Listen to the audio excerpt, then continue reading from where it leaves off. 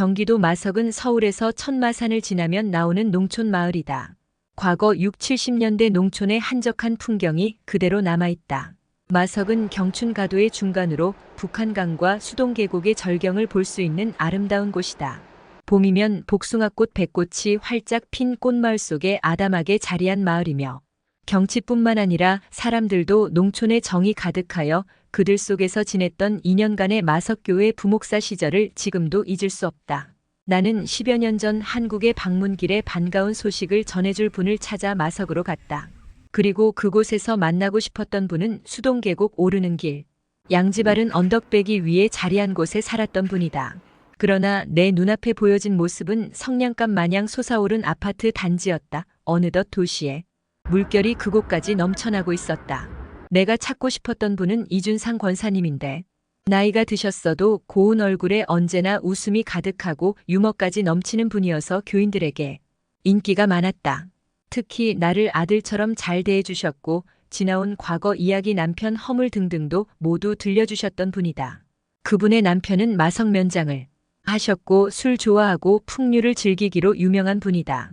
조상이 물려준 그 많은 땅을 야금야금 팔아쓰고 이제 겨우 명당 자리 1000여 평만 남았다고 하였다. 권사님은 막내 아들까지 미국 유학 보내며 뒷바라지를 하셨다. 이렇게 권사님의 가정사를 잘 알았는데 어느 날 권사님께서 나와 이야기 끝에 나한테 동생 하나 있는데 그놈은 정말 미친놈이야 미친놈 하시는 것이 아닌가 나는 놀라서 왜요 하고 물으니 글쎄 그놈이 20여 년 전 미국 유학 간다고 한국을 떠나더니 이리저리 돌아다니고 소식 한 번 없어서 죽어있는지 살아있는지도 몰라 하시며 동생을 원망할 때 나는 그분의 말씀을 듣고 아 그런 사연이 있었군요 하며 그냥 흘려들었다. 그해 여름 권사님의 막내 아들 가족이 미국에서 고국으로 다니러 왔다.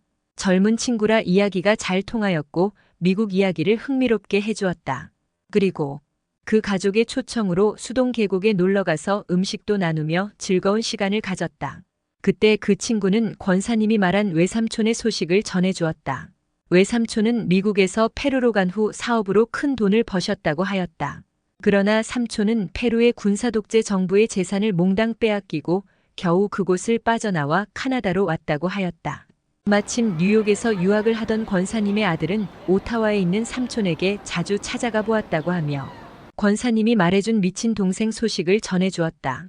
그 후 나는 마석을 떠나 카나다로 유학을 오게 되었고 내가 유학 중에 어느 목사가 개척 후 어려워진 교회를 나에게 넘겨주었다. 말이 교회 목사이지. 교인들도 얼마 되지 않아 나는 여러 가지로 무척 힘든 때이었다. 그래서 어떻게 하면 전도를 더 할 수 있을까 하여 공항은 물론 여러 사업장들을 찾아다녔다. 당시 교회가 버나비에 있어 근처에 있는 가게들을 찾아다니며 많은 사람들을 알게 되었다.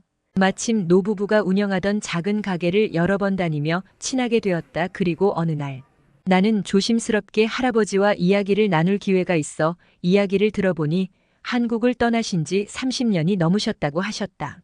오타와에 있다가 딸이 이곳 밴쿠버로 오라 해서 오시게 된 것과 페루에서 있었던 일들을 말해주셨다. 고향이 금곡이라 하셔서 마침 내가 마석에서 있었다고 하니 우리 누님을 알겠네 하셨다. 그는 우리 매형이 마석에서 유명한 한량 면장이라 하여 내가 그럼 이준상 권사님 동생 아니냐고 물으니 그러마는 대답이었다. 나는 우리 교회 권사님이시고 얼마나 좋은 분인데요 하며 오래전의 이야기를 하였다. 권사님께서 언젠가 그러시던데요. 나한테 동생 하나 있는데 그놈 정말 미친놈이라고요 하니 그분은 정말 우리 누님이 그랬단 말이야 하며 놀라하였다.